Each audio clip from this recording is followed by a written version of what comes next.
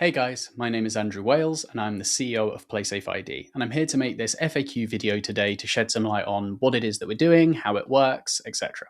If you have any additional questions after this, don't hesitate to leave them in our Discord or on our subreddit. Our team are really good at getting back to any feedback or questions that you guys have. But yeah, let's jump straight into it. So, what is PlaySafe ID and why does it exist? So PlaySafe ID is an accountability solution. So the big problem facing cheating in games is that it doesn't matter if you get caught, because it's the game account that gets banned, and you can very easily create a new account and come back in 5 seconds later.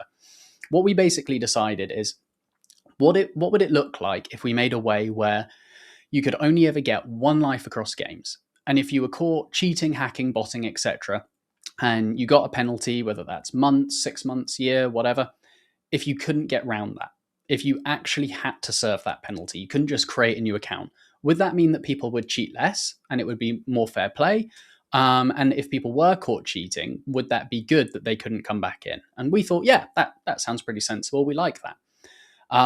So that's why we exist, is to basically create this real, meaningful accountability for cheaters, that if you're caught cheating, hacking, botting, you can't just create a new account and come back in. This leads nicely on to our next question. How does it work? So I'm going to go into quite a lot of detail here. This might be a long answer, so bear with me.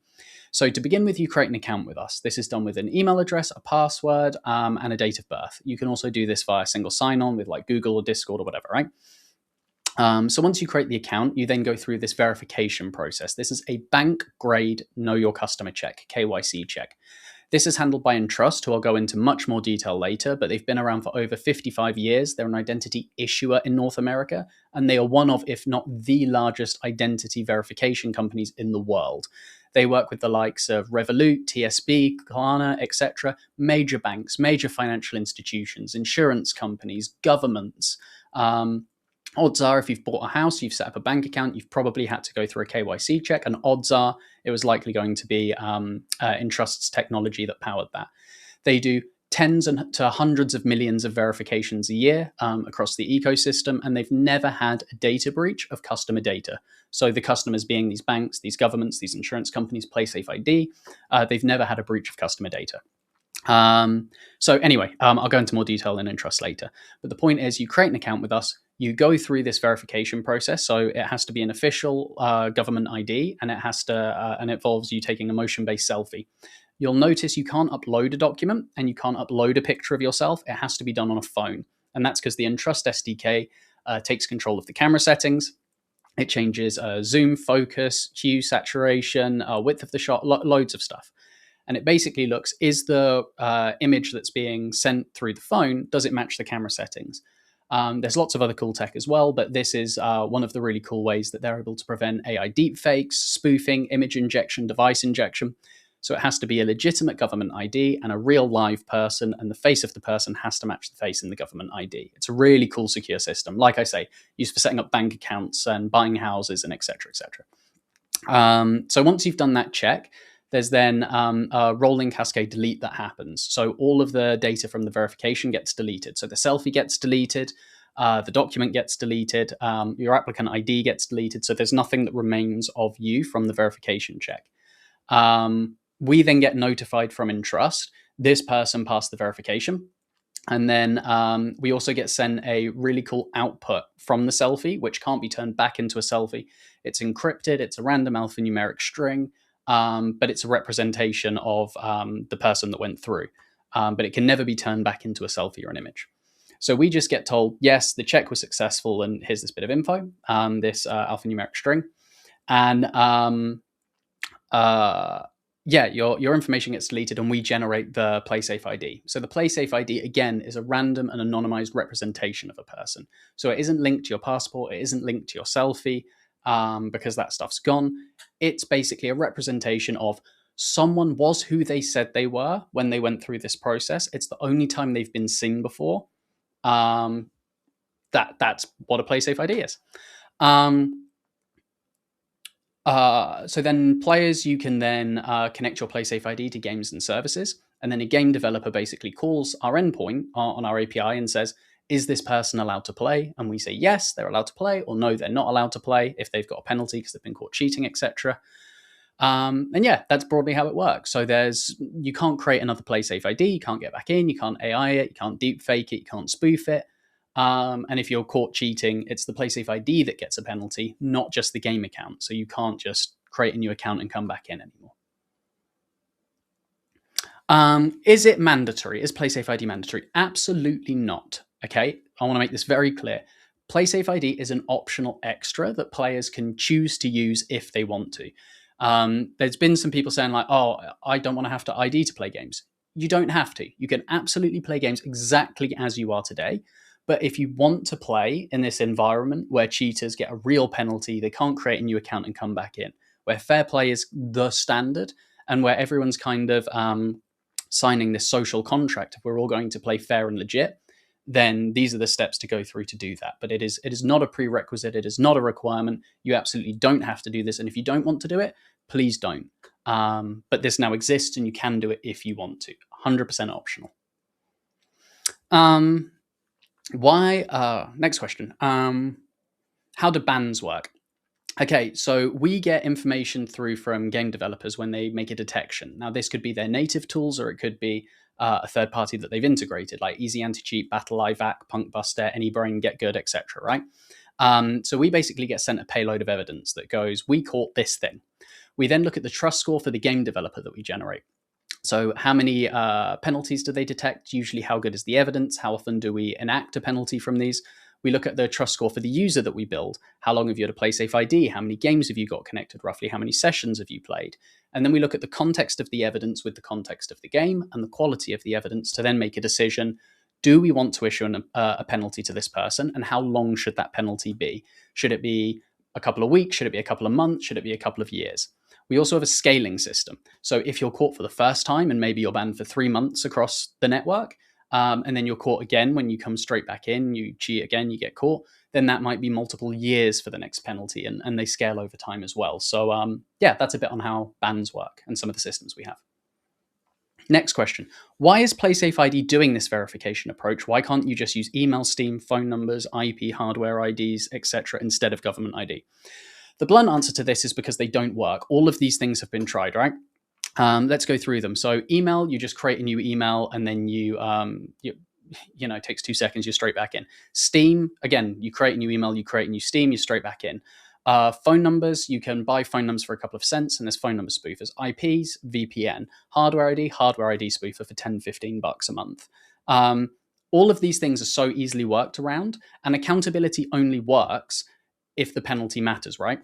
Like if you're caught committing a crime, you go to prison, but then you just walk out the back of the prison and you're back into society. There's no disincentive for committing crime, right? The point of you go to prison, you're then stuck in prison. You don't want to go to jail, you don't commit crime.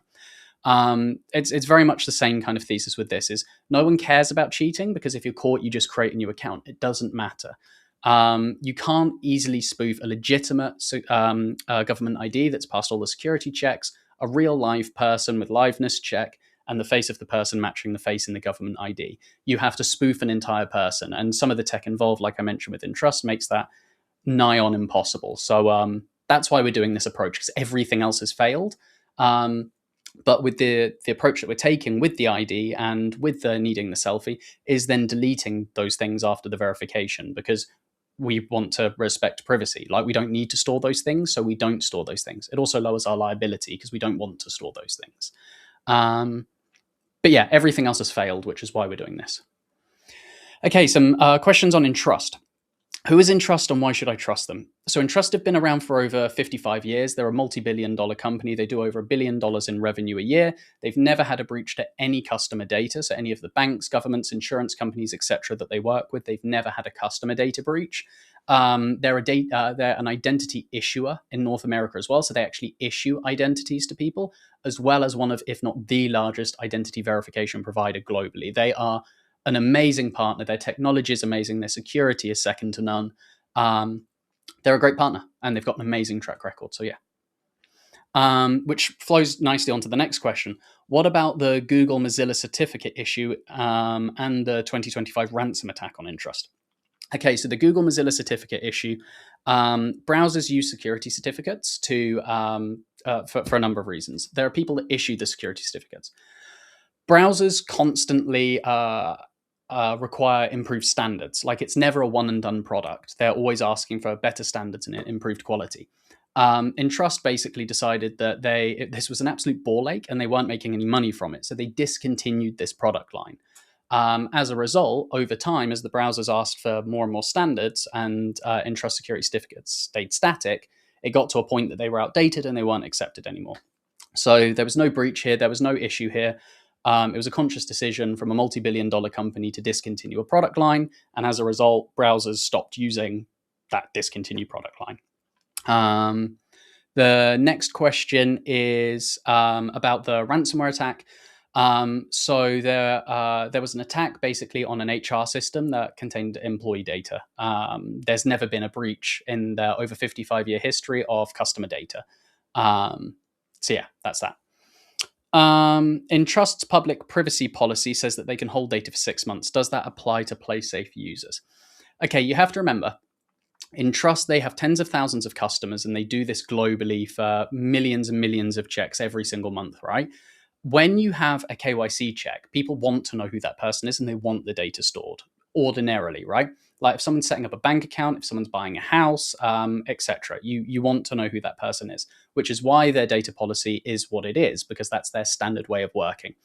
PlaySafe ID works with Entrust in a different way, to the point that they've had to change how some of their stuff works to get the deletion process to work how we need it to.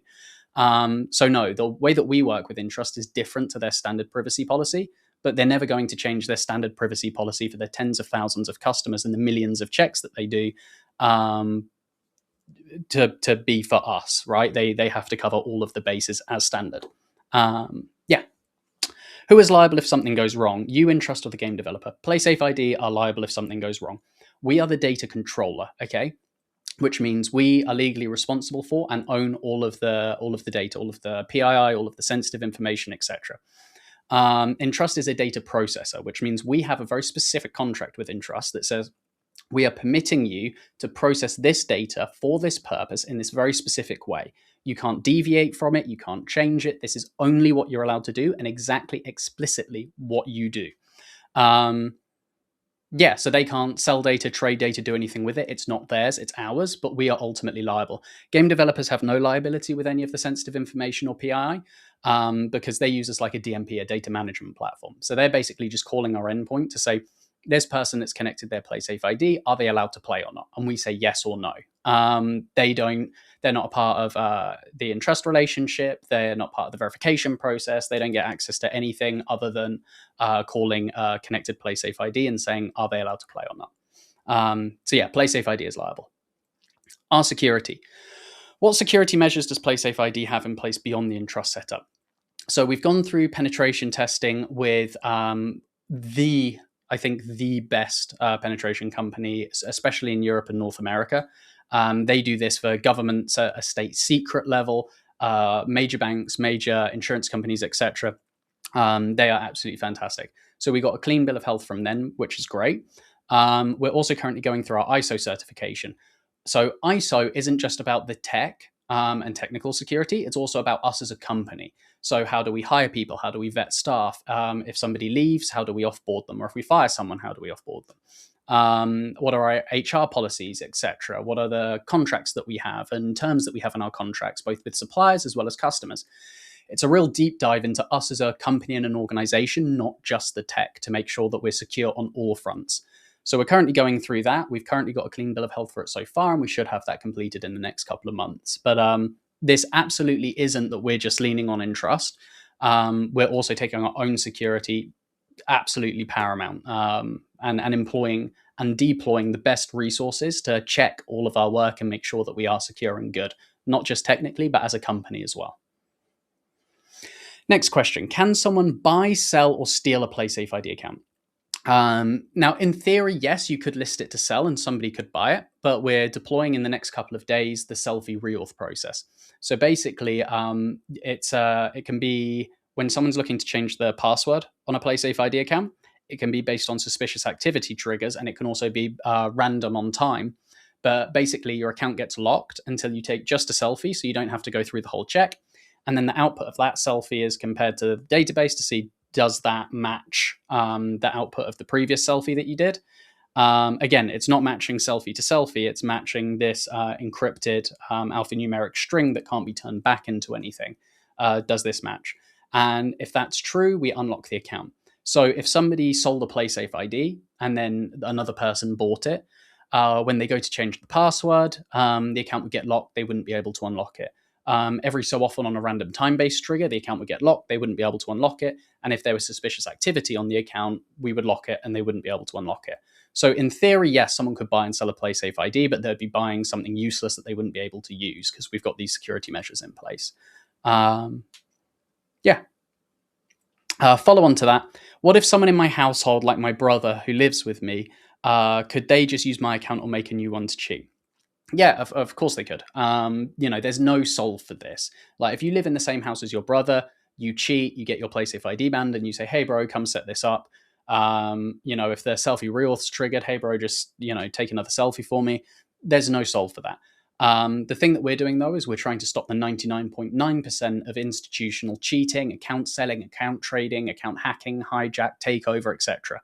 But there's no solve for it if you live with your brother, him going, or you going, "Hey, can you just do this for me?" How do you make bans? I've already covered that. Okay, next one. How does PlaySafe ID make money? What do game developers pay? So our commercial strategy is we look at how many PlaySafe ID users are within a game. We look at the average value of a PlaySafe ID user to the game developer versus a non-PlaySafe ID user. So, for example, do they retain better? Do they play more? Do they spend more? So what's their ARPDAU, their average revenue per daily active user? And if those metrics are increased, and basically PlaySafe ID users are worth 5 times more, and you have 1 million PlaySafe ID users, let's say that you make a game studio makes an extra 2 million a year, right?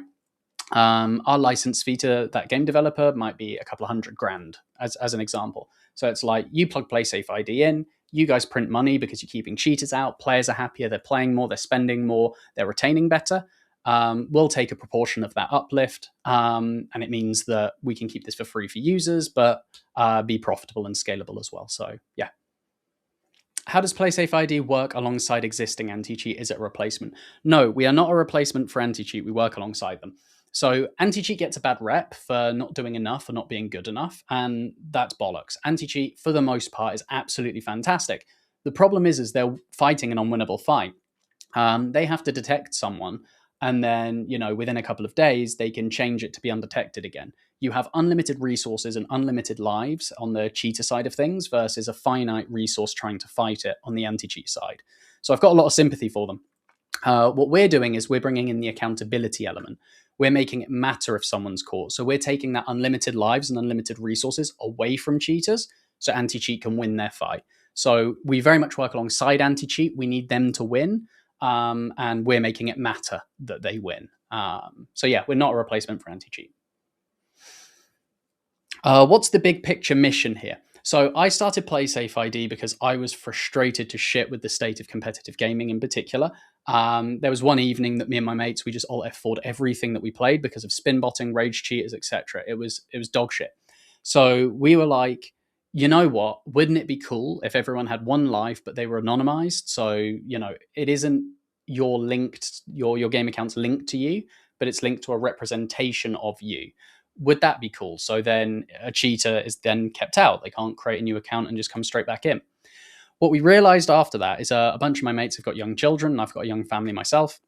And we were talking about it, and we heard about some of the news in some of the games that kids play about the level of predators and stuff like that. And they basically said to me, hey, if you're catching a cheater and you can ban them for, let's say, like 6 months across a network, couldn't you, get told that someone was being inappropriate to children and then keep them out forever, just like permaban them across all games and services? Wouldn't it be nice if basically pedophiles couldn't access children after they'd been caught ever again on games and services? And I was like, yeah, that sounds really cool. I quite like that. So we added that in as a child safety measure. And then I basically got wind of the all of the compliance changes that are happening. So there's a bunch of states in North America that have rolled these out. Europe is rolling out the Digital Services Act, the DSA. Australia's rolled in some of their stuff, and the UK has the Online Safety Act. And basically, I thought that it was dog shit, the idea that you would have to verify yourself with basically every single company or service or game and actually share your face, your passport, your details, your whatever, to be able to do everything. I thought the idea of me sharing my information with all of these companies was a really, really bad idea. So I was like, okay, so if we let people tell us their date of birth when they create an account, which we have to do anyway because of COPPA, which is the Children's Online Protection Act, we basically have to ask people their age. So we get the date of birth of the user. Could we pass that to Entrust so that when they do the document check, they can confirm if that date of birth is correct or not against the government ID? That way, we wouldn't have to see the ID. We wouldn't have to see any of the information from the verification, but we know you actually are as old as you say that you are. And then when the document's deleted and the selfie's deleted, we can basically say to game developers, if they say, how old is this person? We can say they're 18 plus or they're 16 to 17. So a coarse age band. So that way, I, with my own PlaySafe ID, would be able to access any service or any product or any game online that requires age verification, but without actually sharing any of my information, my selfie, any details at all. But I can then access that service because it's not an age estimation. It's a bank grade KYC check. It knows how old I am. Would that be cool? So that was the extension of that into the compliance space. So we started off purely looking at the cheating side of things. And then we were like, hey, we can keep pedos away from kids. And then I was like, hey, we can enable people, if they have a PlaySafe ID, to go basically connect it to any game or service without sharing any information or any data. They can go, this is my PlaySafe ID. The course age band is exchanged, and then they can use that product or service without sharing anything. So that's kind of like my big picture mission here is I want to keep cheaters out so games are fair. I want to keep pedos out so kids are safe. And I want people to be able to verify I am as old as I say that I am on any product, any game, any service, anything online without sharing any information with anyone. I think that would be pretty sexy. So they're kind of like my 3 bets. Cool. Last question. What if I don't want to do this? What's your message to skeptics? Don't do it. Absolutely don't do it. I respect you 100%. And I'm not taking the piss here, genuinely. There's lots of people that refuse to ID just on principle. You don't have to do this, and don't do it if you feel uncomfortable with it, right? We've taken every measure that we can, from the best penetration testers to the best security certificates to working with the best partners in the market and even working differently with them so they delete the data. But if you don't trust us, or you just on principle don't think IDing for something is something that you ever want to do, don't do it. However, the trade-off of that is people have to do this in order to get a PlaySafe ID, to be able to play in this environment, because tying it to the person essentially is the only way that this system works. So more power to you. Honestly, I respect you. If you think what we're doing is dog shit, you don't like us, you don't want to do it, more power to you. You don't have to. But this is an optional extra that now does exist for people who do want to do it. So yeah, if you don't want to do it, don't do it. But yeah, cool.